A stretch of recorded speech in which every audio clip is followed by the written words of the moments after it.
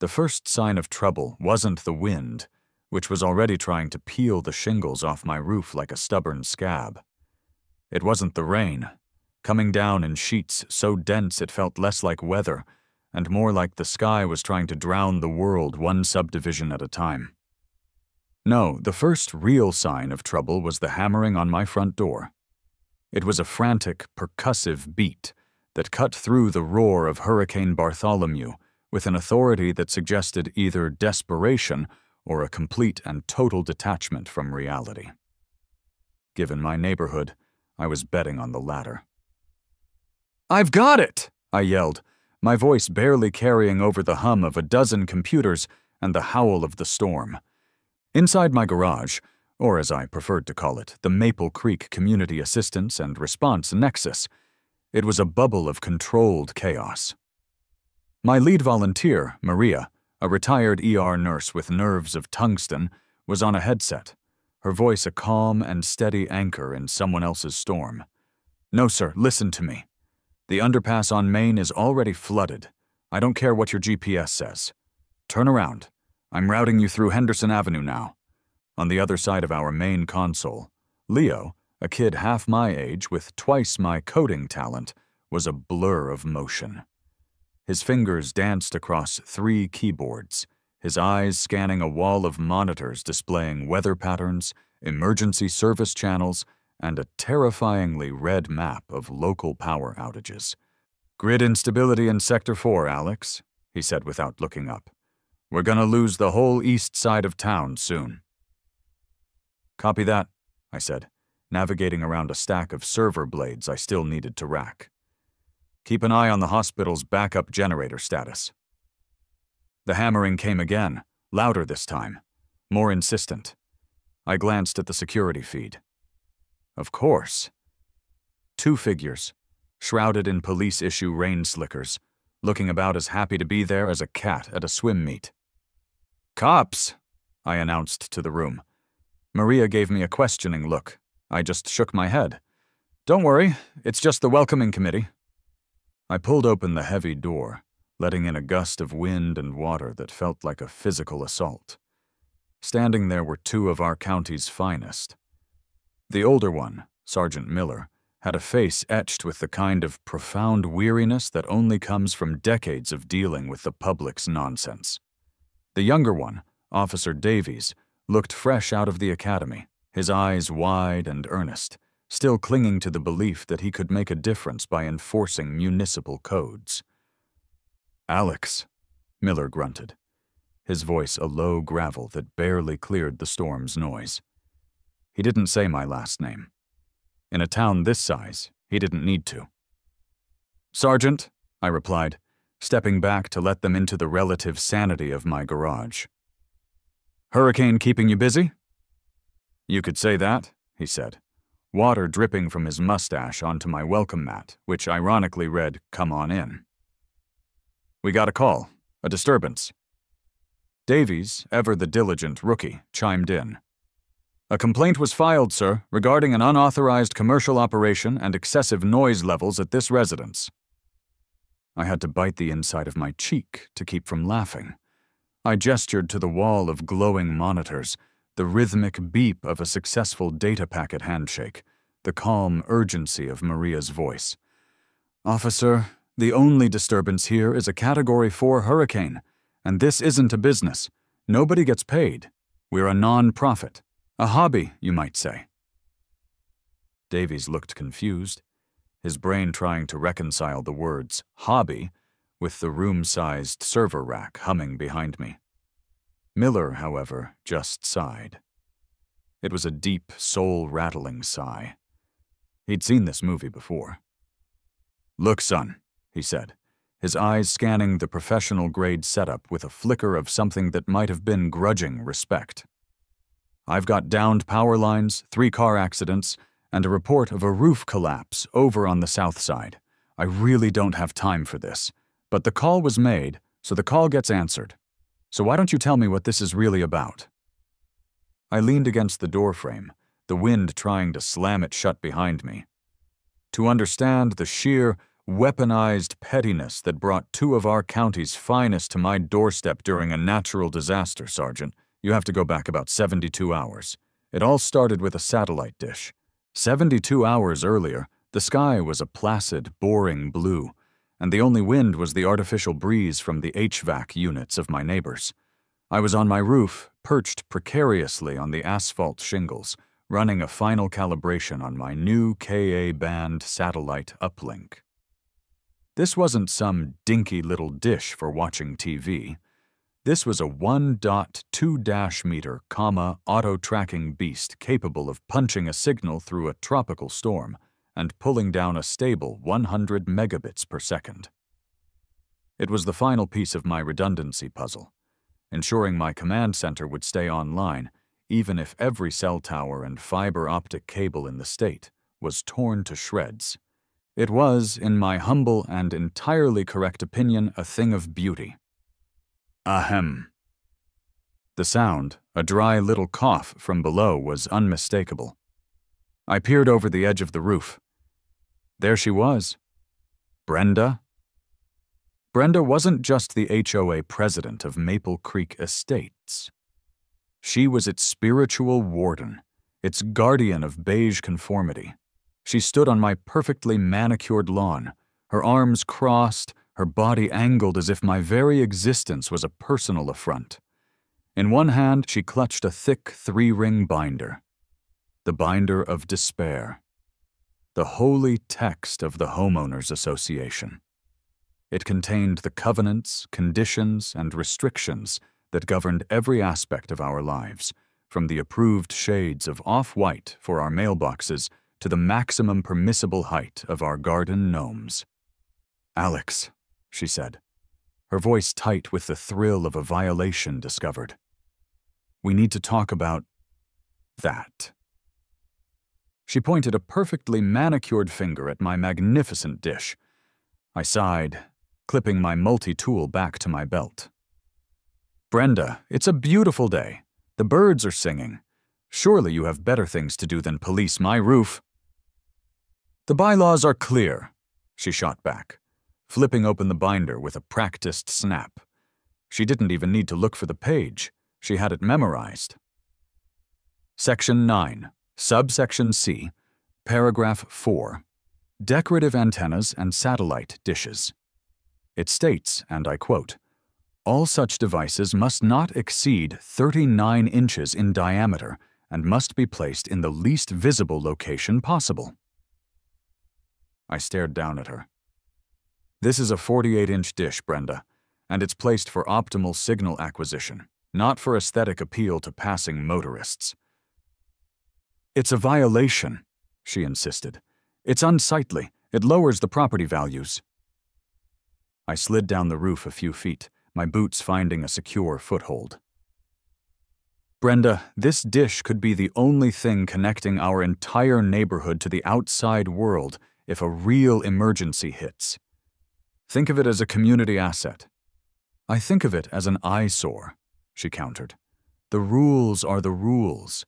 They exist to maintain the character of our community." The character of our community.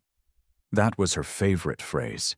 It translated to a state of militant blandness, a world where every lawn was the same height, every fence the same shade of cedar, and every deviation from the norm was treated with the same suspicion as a hostile alien landing. When I bought this house a year ago, I did it because it had a large insulated garage, a robust power infrastructure, and was far enough from the city to minimize electronic interference. I hadn't factored in the human element. I hadn't factored in Brenda. Our war had been one of attrition. My ham radio antenna was too tall. The occasional late-night arrival of a volunteer was unseemly traffic. The low hum of my backup server array was disruptive noise. Each complaint was a little skirmish, a shot across the bow, which I'd parried with polite explanations and a complete lack of compliance. But this dish, this beautiful, powerful, and admittedly large dish, felt different. This felt like a line in the sand. Look into it, I said, using the same tone of voice one uses to tell a child you'll think about buying them a pony. You have 48 hours to bring it into compliance, she declared, snapping the binder shut. The sound echoed across the silent, pristine street. Or the association will be forced to take further action. She turned and marched away, her posture radiating a righteous fury that was frankly terrifying. I watched her go, then looked back at my satellite dish, glinting in the afternoon sun. I wasn't taking it down, but I had a sinking feeling this was just the prelude. The real storm was still on its way. I swung the door to my house open and was greeted by the gentle, comforting hum of technology. To the casual observer, my house was just another oversized suburban box. But past the foyer, where a normal person would have a living room, I had Command Center Alpha. It had taken me the better part of a year and a significant chunk of the money I'd made selling my data logistics company to build it. The walls were lined with soundproofing panels. A dedicated, climate-controlled server closet stood in the corner, its glass door revealing a neat stack of blinking, whirring enterprise-grade hardware. 6 55-inch monitors formed a video wall, currently displaying a mix of news feeds, weather models, and local traffic cameras. The centerpiece was a custom-built console with stations for 3 operators, each with its own multi-monitor setup and communications suite. This was my passion. After years of optimizing supply chains and moving data for soulless corporations, I wanted to use my skills for something that actually mattered. So I built this, a hyper-local, high-tech nerve center for community support. My 2 core volunteers were already at their stations. Leo, a whiz kid I'd poached from the local community college's IT program, was running diagnostics. His face was illuminated by lines of code scrolling across a terminal window. "The new uplink is solid, Alex," he said, a grin on his face. "Full signal lock. We've got a stable 100 meg pipe straight to the heavens. She's beautiful." "She's also, apparently, 9 inches too beautiful for our HOA," I grumbled, grabbing a bottle of water from the mini-fridge. Maria looked up from her station, her brow furrowed with concern. She was the heart of the operation, the one who translated all our cold data into actual human help. "Brenda again?" "Brenda again," I confirmed. "But let's worry about the real problem." On the main screen, a swirling vortex of red and yellow was churning in the Atlantic. Hurricane Bartholomew. It had been a distant threat a week ago, but now it was a monster, and it was heading our way. "The latest models from NOAA show a significant westward wobble," Maria said, pointing to a spaghetti plot of potential storm tracks. "The cone of uncertainty now includes us. A direct hit is possible by Friday." "All right," I said, my focus shifting instantly. The petty drama with Brenda faded into the background. "Let's get ahead of it. Leo, I want a full diagnostic on the comms suite. Everything. Ham, GMRS, satellite, the works. Maria, let's get the vulnerable resident checklist updated. I want to start making wellness calls by tomorrow morning. Make sure anyone with medical needs or mobility issues has a plan." The next day and a half was a blur of preparation. The storm intensified. The warnings grew more dire. By Thursday afternoon, the sky had turned a bruised, sickly gray. The mayor had declared a state of emergency. My command center was a hive of activity. We had 3 more volunteers in, fielding calls, updating our private information network with reports of downed trees and localized flooding from the outer bands. We were a well-oiled machine, doing exactly what I had designed this place to do. That's when the doorbell rang. It was Brenda, of course, but this time she wasn't alone. She was flanked by her husband, Gary, a man so thoroughly beaten down by life and his wife that he seemed to be actively trying to shrink into himself. Brenda, however, was puffed up like an adder. She brandished a crisp white envelope. It looked disturbingly official. Alex, she announced, foregoing any pleasantries, this is a formal notice to cease and desist all commercial and nuisance activities. I took the letter. It was typed on official-looking HOA letterhead. It was full of legalese that was impressive in its wrongness, misinterpreting bylaws about home businesses to apply to my non-profit volunteer work. "You're kidding me," I said, looking from the letter to her face. "You're doing this now? Brenda, there's a Category 4 hurricane less than 200 miles from here." "The bylaws do not have a natural disaster clause," she said, her voice dripping with sanctimony. "The level of foot traffic, the electronic interference, the general disruption, it's a clear violation. You have 24 hours to dismantle this facility." "Or what?" I asked, my voice dangerously quiet. "Or the association will take decisive action," she said. "We will use every tool at our disposal to ensure compliance." Gary, her sad, beige-clad husband, mumbled something that sounded like, "The property values, you know?" I just stared at them. They weren't just misguided, they were delusional. They were trying to enforce a rule about lawn ornaments while the world was ending. I slowly crumpled the letter in my fist. The hurricane was forecast to make landfall in 22 hours. "Get off my property, Brenda." She looked momentarily shocked that I wasn't cowering, but recovered quickly. "The clock is ticking, Alex." As she turned to leave, her little victory march back across my lawn, I felt a strange sense of calm.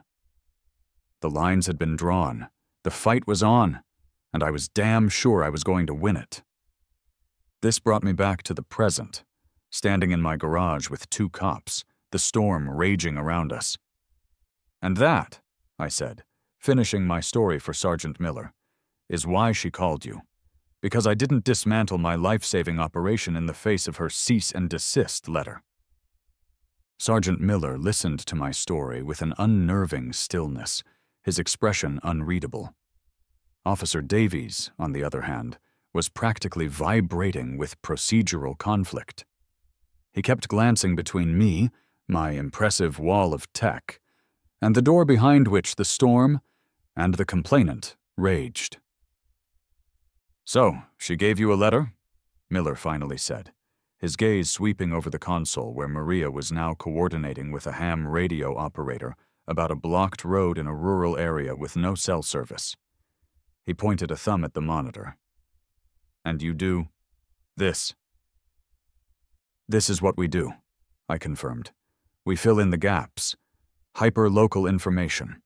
When the main 911 switchboard gets overwhelmed, people call us.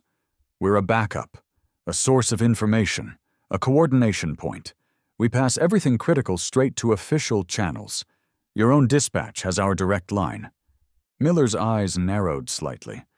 He knew I was telling the truth. I saw a flicker of recognition. He'd probably heard our call sign, Maple Creek Base, on the radio chatter, and dismissed it as some hobbyist nonsense. Now, standing in the heart of it, he was seeing the whole picture. He turned his head towards the door, raising his voice to be heard over a particularly violent gust of wind. "Brenda!" I hadn't even realized she was still there, hovering on my porch like a vulture waiting for something to die. The door was still slightly ajar. She scurried into the garage, dripping and triumphant. "Yes, Sergeant? Are you shutting him down? He's in clear violation." Miller turned his full, tired attention on her. "Ma'am, let me be perfectly clear. What he is doing in here is not a police matter. It's a civil squabble between you and him over your association's rules. Right now, my priority is public safety during a state of emergency. His facility," he said, giving the room a deliberate, sweeping gesture, "appears to be contributing to public safety. Your complaint is not." Brenda's face went through a rapid series of emotions: triumph, confusion, indignation, and finally pure, unadulterated rage. Her mouth opened and closed like a fish. "But the bylaws, The noise, the unsightliness. "This is the last time I'm going to say this," Miller said, his voice dropping into a register that tolerated no argument. "Do not call 911 again unless there is a fire, a medical emergency, or a crime in progress. A bylaw violation is not a crime. Now we have to go deal with actual problems. Have a good night." Without another word, he and Davies turned and walked back out into the hurricane, pulling the door shut behind them. For a moment, it was just me and Brenda in the garage. The humming of the servers seemed to grow louder in the sudden silence. Her face was pale, her fists clenched at her sides. She had summoned the authorities, the highest power in her little world, and they had sided with me. She had been publicly and utterly defeated. She shot me a look of pure venom, a look that promised retribution, before turning and stalking out the side door into the storm. I watched her go, feeling a grim sense of satisfaction. That was round 1. I didn't have long to celebrate. Less than 10 minutes later, a beat-up Ford F-250, the kind of truck that looks like it eats Priuses for breakfast, rumbled up my driveway. The door opened, and a man built like a barrel with a beard to match hopped out. It was Gus, my contractor. "You've got to be kidding me," he yelled over the wind, jogging towards the garage. "You're the craziest client I've ever had. Who has a foundation poured during a hurricane?" "Change of plans, Gus," I laughed, ushering him inside. "We're on a rain delay." Gus and his 2-man crew were supposed to be here to start work on a new, detached outbuilding, a concrete and steel shed I'd designed to house my noisier and more power-hungry equipment. Gus stomped the water off his boots and took in the scene, his eyes wide with professional curiosity. "Holy Mother," he breathed, looking at the command center. "The cop who just passed me down the street said you had a situation here. I thought he meant a leaky roof. This is something else." I gave him the short version of the HOA saga. His beard bristled with indignation on my behalf. "So the Wicked Witch of the West End over there is trying to shut down a freaking NORAD command center while the apocalypse is happening outside?" he asked, summing it up perfectly. "That's about the size of it," I said. "Unbelievable." He walked around the console, whistling in appreciation at the wiring, which I had, admittedly, done a very neat job on. "Nice setup, clean. What are you running for backup power?" "Standard commercial UPS for the critical systems," I explained. "It'll keep the servers and comms online for about half an hour if the grid goes down. The rest of the house is on city power, for as long as that lasts." Gus nodded, his eyes glinting. "You got a generator?" I grinned. "Gus, I have a contingency plan." I led him to the side door of the garage and pointed out into the rain-swept darkness. At the edge of my driveway, covered by a heavy, military green canvas tarp, was a large, bulky shape on a wheeled trailer. Gus squinted, wiping rain from his eyes. His own grin slowly widened as he recognized the shape. "No way. Is that what I think it is? A MEP 805A? The 30-kilowatt diesel?" "Military surplus," I confirmed. "Bought it at auction last year, fully refurbished." Gus let out a low, appreciative chuckle and shook his head. He looked from the tarp-covered beast back to me, then in the direction of Brenda's house. "You, my friend," he said, clapping me on the shoulder, "are a magnificent bastard. We'll just hang around for a bit. You know, to secure our equipment from the storm." I knew he wasn't talking about his tools. He was pulling up a ringside seat. He wanted to see the show, and I had a feeling he wouldn't be disappointed. As dusk bled into a premature, stormy night, Hurricane Bartholomew stopped being a distant threat on a screen and became a visceral, physical reality. The wind was no longer just howling. It was screaming, a high-pitched, relentless shriek that seemed to tear at the very foundations of the house. Rain came down not in drops, but in horizontal torrents, blasting against the windows like a fire hose. The world outside was a churning chaos of black and gray. Inside, however, was our island of light and order. "Got a call from the Miller family on Oak Street," Maria said, her voice a calm counterpoint to the storm's fury. "Elderly couple. Their power's out, and the husband's on an oxygen concentrator. Their backup battery is only rated for 2 hours.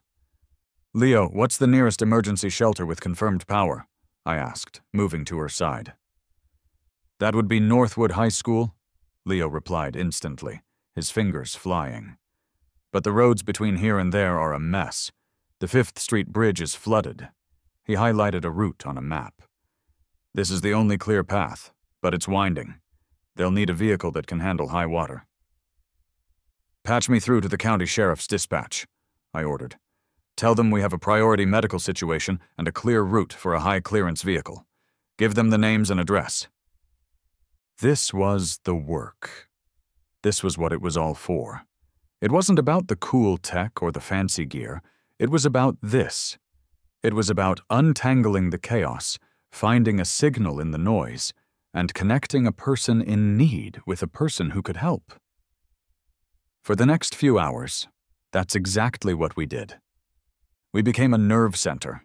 We took calls from residents who couldn't get through to 911. We monitored the chatter from storm chasers and amateur radio operators, filtering out rumors and verifying facts.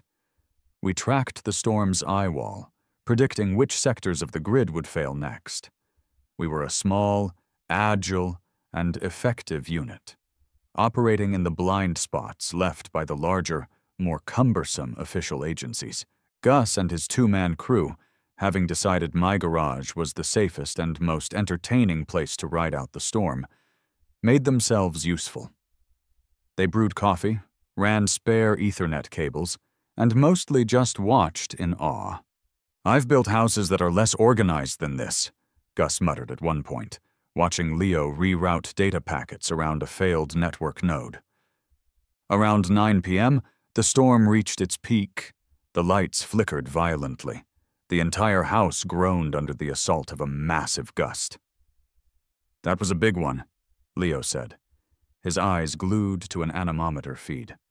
"Just clocked a gust at 110 miles per hour at the regional airport." "Power grid is getting hammered," Maria added.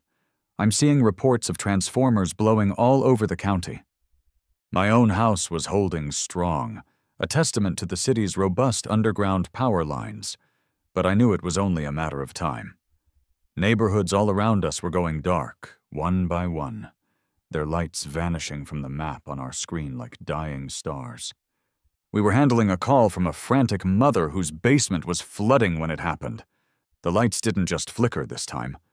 They blinked once, hard, then vanished completely.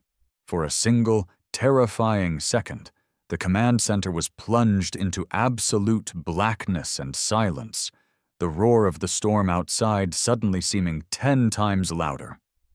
Then, with a high-pitched electronic whine, the emergency systems kicked in. The room was bathed in the stark, clinical red glow of the backup lights. The server rack and our main console, all connected to the uninterruptible power supply, remained on. But everything else was dead. The hum of the main AC, the lights in the rest of the house, the coffee maker, all gone. We were on borrowed time. "Main power is down! The whole grid is out!" Leo shouted, though his voice was steady. We had drilled for this. A small, ominous countdown timer appeared in the corner of his monitor. 29. 59. "UPS is at 100%, Maria confirmed, her face illuminated in the eerie red light. "But we're on the clock. 30 minutes until we're completely dark." 30 minutes.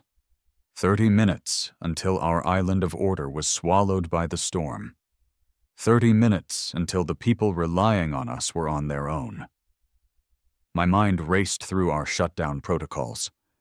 Which systems to power down first to conserve energy, how to hand off our active calls. but something was wrong. I walked over to my main diagnostic panel, a custom board I'd built to monitor the house's infrastructure. The indicator for the city power grid was, as expected, red. But the indicator for the connection from the street to my house's main breaker was also red. "That's not right," I muttered. "What is it?" Gus asked, moving to my side. "The grid going down is one thing," I explained, pointing at the panel. "That's a failure upstream. But this light, this means the failure isn't at the street. The failure is on my property. It's at my primary junction box." My blood ran cold. It couldn't be a coincidence. The junction box was a heavy-duty, weatherproof steel case on the side of my house, right on the property line I shared with Brenda. It housed the main 200-amp breaker that fed power to the entire house. It was designed to withstand a hurricane. It was not, however, designed to withstand a direct assault by a human being. I strode to the small, reinforced window on the side of the garage that overlooked that exact spot. I wiped the condensation from the inside of the glass and peered out into the maelstrom. The world was a churning, black chaos, but my eyes were drawn to the junction box, barely visible in the darkness. Then, a flash of lightning illuminated the scene for a split second, etching it into my memory like a photograph. A figure in a ridiculous, bright yellow rain poncho was standing there, wrestling with the large, stiff handle of the main breaker. It was Brenda. Her face, contorted with a mixture of effort and pure spite, was pointed directly at my house. She gave a final, mighty heave with both hands. Even over the roar of the storm, I heard it. A solid, final, catastrophic clunk. The lights on my diagnostic panel, which had shown the UPS holding the line, all went black for a second before the system rebooted. She hadn't just relied on the grid failure. She had come out in the middle of a Category 4 hurricane to personally, physically, and illegally cut my property off from any chance of getting power. She turned, her shoulders slumping in what looked like exhausted triumph. In another flash of lightning, I saw her face. She had a small, self-satisfied smirk as she scurried away, swallowed by the darkness and the rain back towards the safety of her own home. I stood there, staring out the window, for a full 10 seconds. I wasn't angry, I wasn't panicked. I was filled with a sudden, surging, and utterly glorious sense of vindication. She hadn't just broken an HOA rule. She hadn't just been a nuisance. She had crossed a line that she didn't even know existed. She had willfully and maliciously sabotaged an active emergency response facility during a state of emergency. She had just handed me the keys to the kingdom. A slow, predatory grin spread across my face. I turned away from the window, back to my team, who were staring at me with worried expressions in the red gloom. "What is it, Alex? What happened?" Maria asked, her voice tight with anxiety. I took a deep, calming breath, savoring the moment. "Our neighbor," I announced, my voice dangerously calm and clear, "has graciously conducted an unscheduled, unauthorized, and highly illegal shutdown of our primary power infrastructure." I looked at Leo. "Kill the UPS." Leo's eyes went wide. "Kill it? But Alex, that's all we have?" I smiled. "No, it's not. We don't need it. It's just wasting battery." I turned to Gus, who was watching me with a look of dawning comprehension and pure, unadulterated glee. "Gus, you wanted to see the contingency plan?" His teeth flashed in the red light. "I was hoping you'd ask. Let's fire her up." What followed was 2 minutes of beautiful, choreographed chaos. It was the moment I had been planning for, drilling for, and frankly, dreaming about for the better part of a year. "Hit the floods!" I yelled to Gus. He fumbled for a switch near the garage door, and a pair of battery-powered LED floodlights I'd installed for just this purpose burst to life. cutting a brilliant white swath through the rain and darkness outside. They illuminated the driveway and, more importantly, the large, tarp-covered object sitting on its trailer. Gus and I, now clad in heavy-duty rain gear, plunged into the storm. The wind hit us like a solid wall, but we leaned into it, our boots finding purchase on the slick pavement. We reached the generator and, with a shared grunt, ripped the heavy canvas tarp off. There she was, the beast. A MEP 805, a tactical quiet generator. Quiet, in military terms, was a very relative concept. To a civilian, it meant anything less noisy than a jet engine. It was a 6-foot-long, 4-foot-high box of olive-drab steel, covered in intimidating-looking latches and warning labels. To me, it was the most beautiful thing in the world.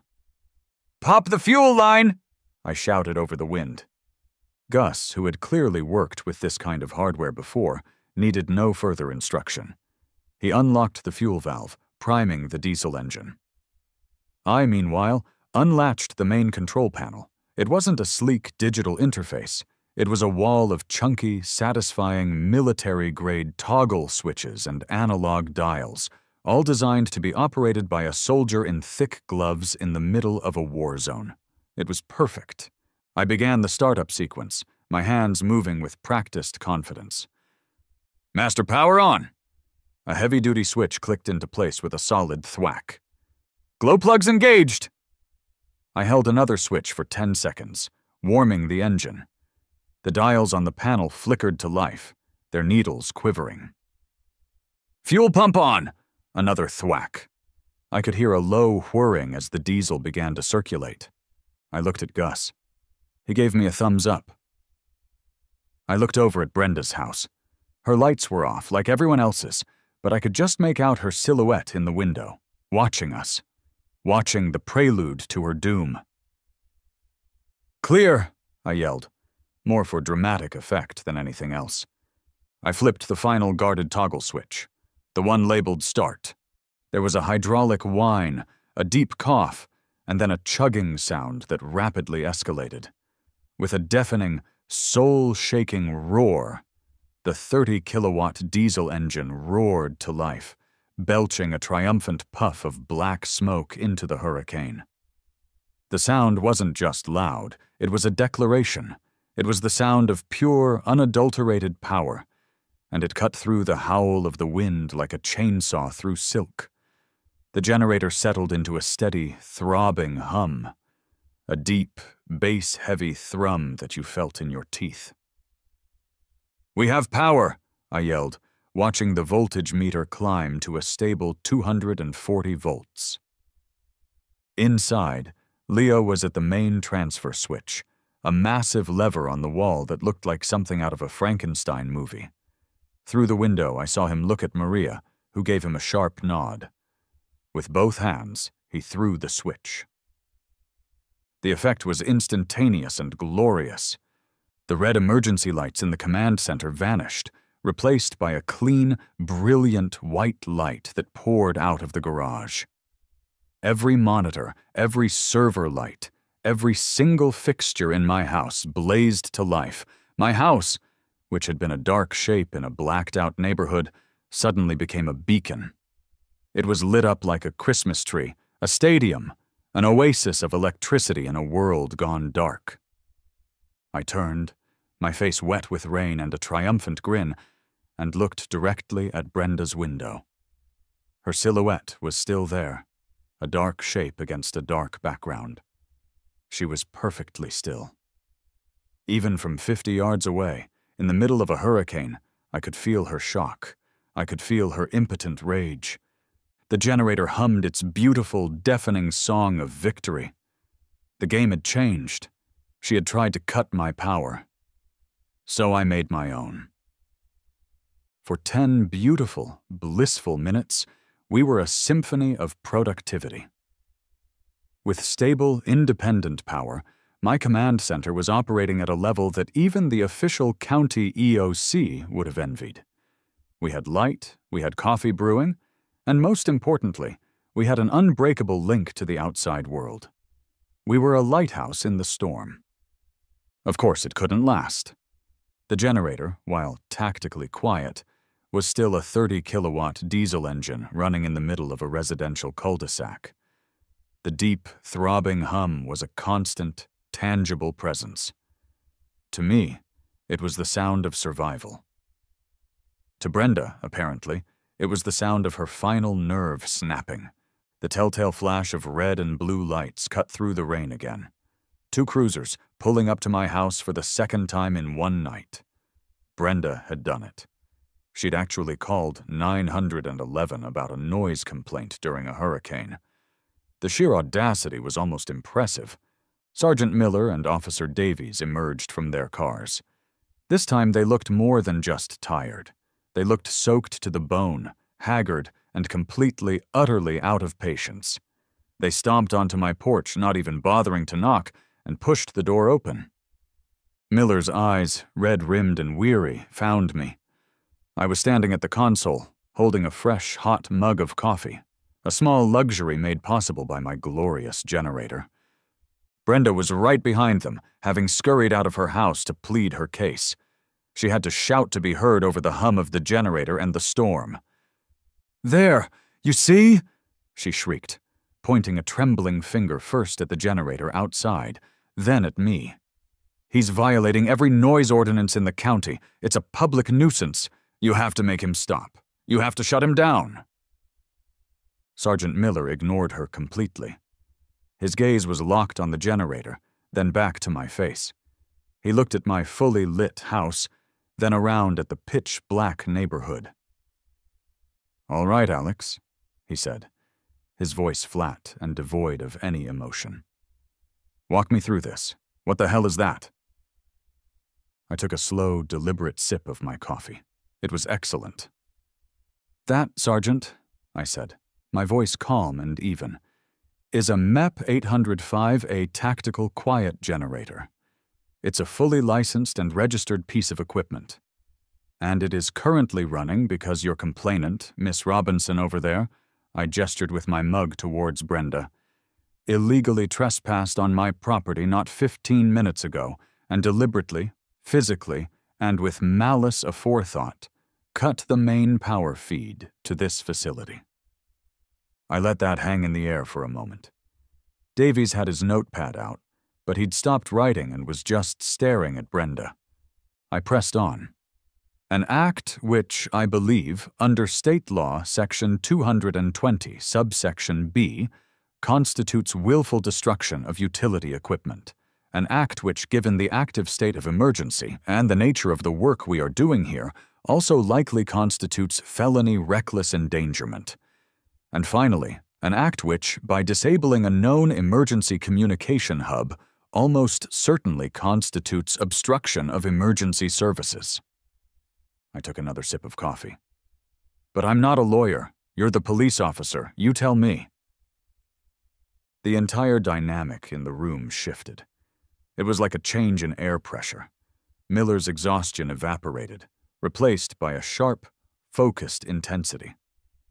This was no longer a suburban squabble. This wasn't about noise or HOA rules. I had just laid out a string of credible, serious felony accusations.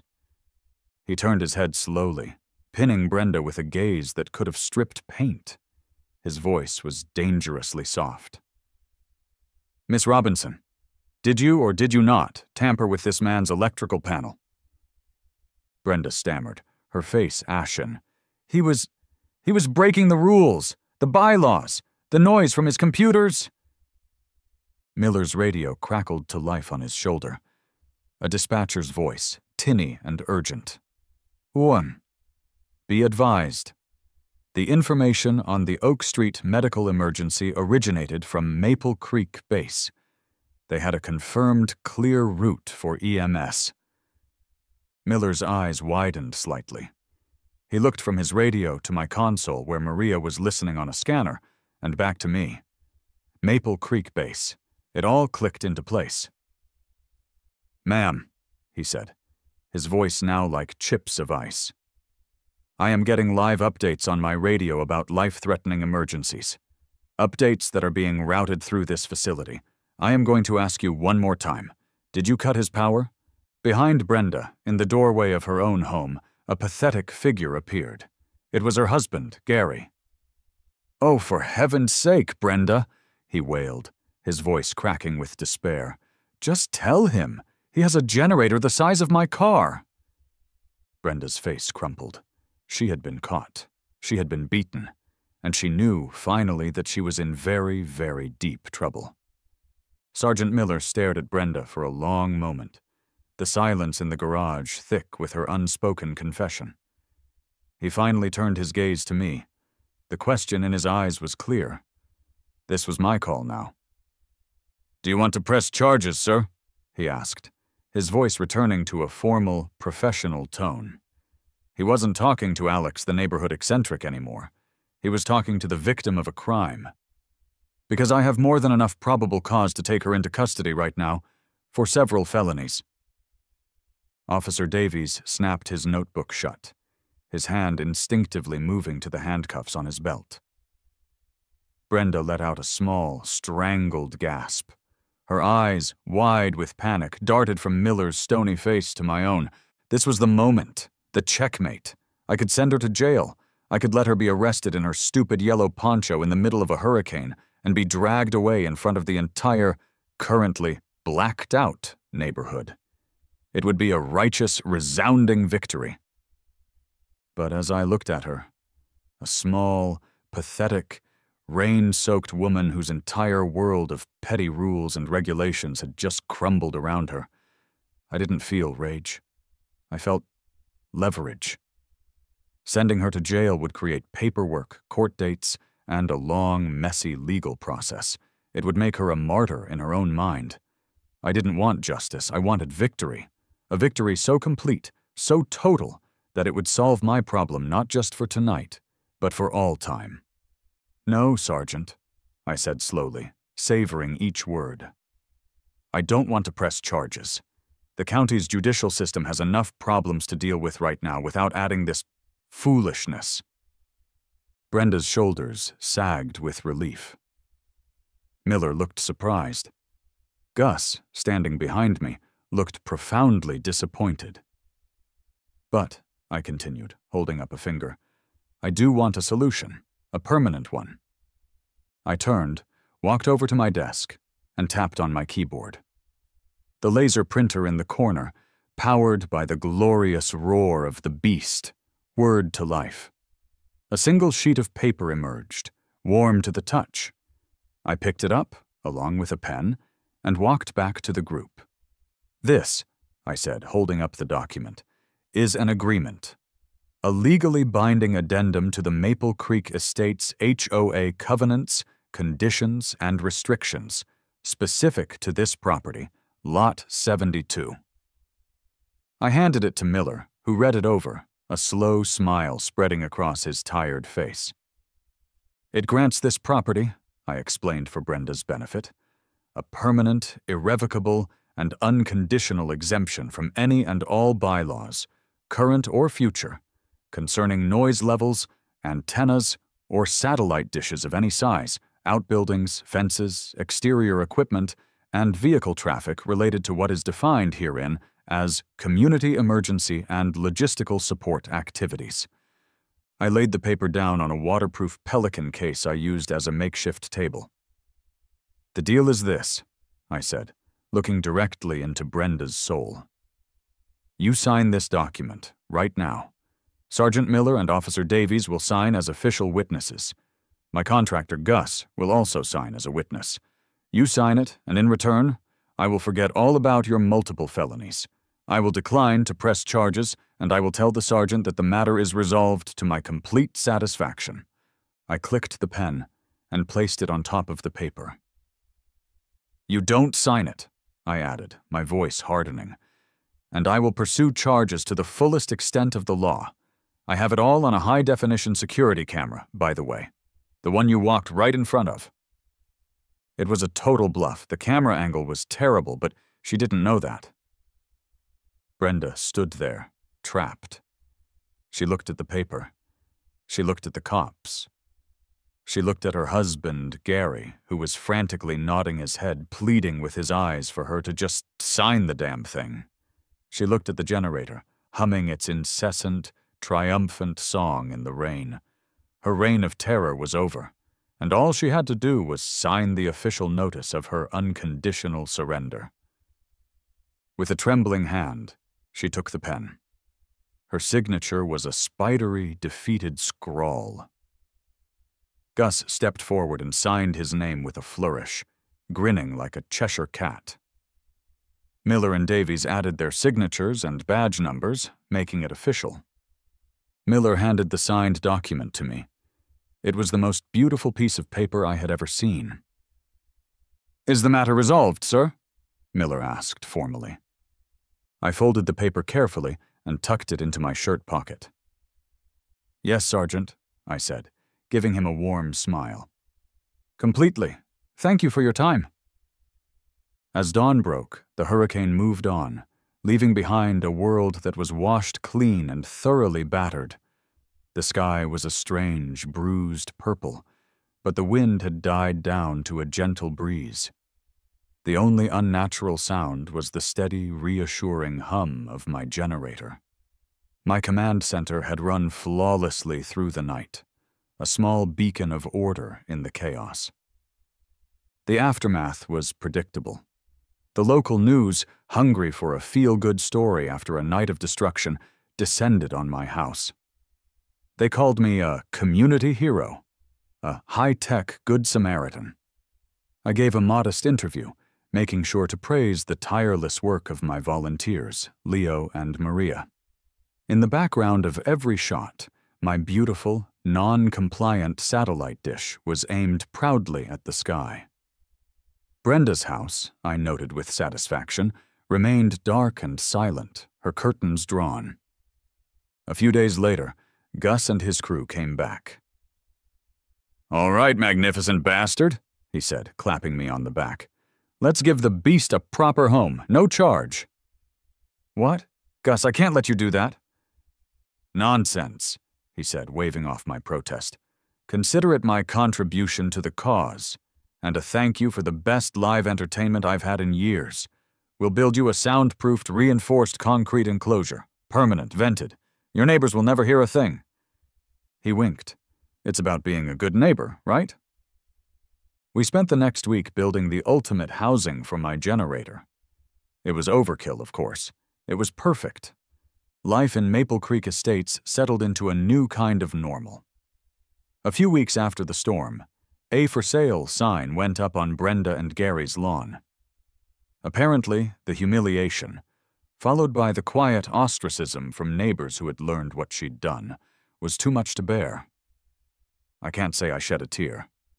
The real victory, the quiet, perfect punchline to the whole saga, came a month later. A new family was moving into Brenda's old house. The husband, a friendly-looking guy in his early 40s named Tom, wandered over while I was trimming my hedges. "Hey," he said, extending a hand. "I'm Tom. We're the new neighbors. Just wanted to introduce myself." "Alex," I said, shaking his hand. "Welcome to the neighborhood." "Thanks. Hey, quick question for you since you seem to have been here a while," he said, lowering his voice conspiratorially. "I was trying to get an okay from the HOA to put up a small tool shed in the backyard. Standard stuff. But the president, some lady I spoke to on the phone, was really weird about it. She said she had to check the covenants, but then she just said, 'You know what? Just make sure you check with the man in the house with the big antenna first. If he's okay with it, then we're okay with it.'" He looked at me, confused. "Any idea what that's about? Are you like the secret vice president or something?" I leaned on my hedge trimmers, a slow smile spreading across my face. I looked at my house, at the magnificent satellite dish glinting in the sun, at the discreet, vented concrete structure sitting quietly by the side of my garage. Absolute peace, absolute freedom. I let out a soft chuckle. "Oh, the HOA and I said, turning back to my new neighbor. "We have an understanding."